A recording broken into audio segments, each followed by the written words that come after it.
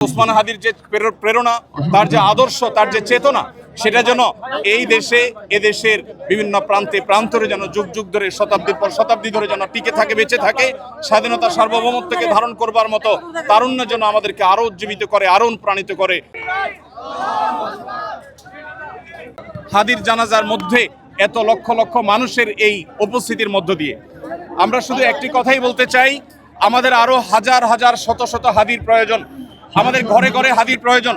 আমরা যারা এখানে এসেছি, ওসমান হাদির এই চেতনা, তার আদর্শ এবং তার যে সততা, তার যে নিষ্ঠা, এটাকে যদি আমরা ধারণ করতে পারি, আমরা তারুণ্য ধারণ করতে পারি, তাহলে আমাদের বাংলাদেশ ভিন্ন এক বাংলাদেশে পরিণত হতে পারে।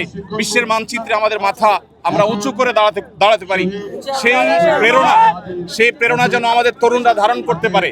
হাদির আদর্শকে যেন আমরা প্রত্যেকে বুকে ধারণ করতে পারি এবং আমাদের প্রিয় স্বদেশকে, এদেশের স্বাধীনতা, সার্বভৌমত্ব, ন্যায় বিচার, এদেশের উন্নতি অগ্রগতির জন্য আমরা সবাই যেন যার যার জায়গা থেকে সর্বোচ্চ শ্রম, মেধা, জীবন, যৌবন সব আমরা কোরবান করতে পারি। সেই শিক্ষা যেন আমরা ধারণ করতে পারি, এটাই হলো একমাত্র চাওয়া।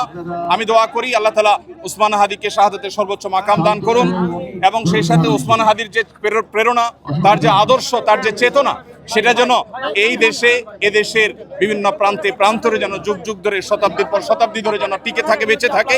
স্বাধীনতা সার্বভৌমত্বকে ধারণ করবার মতো তারুণ্য যেন আমাদেরকে আরো উজ্জীবিত করে, আরো অনুপ্রাণিত করে। আমরা আরো বহু ওসমান হাদি আল্লাহর কাছে কামনা করি এবং ওসমান হাদির জান্নাতবাসী হওয়ার জন্য আমরা দোয়া করি।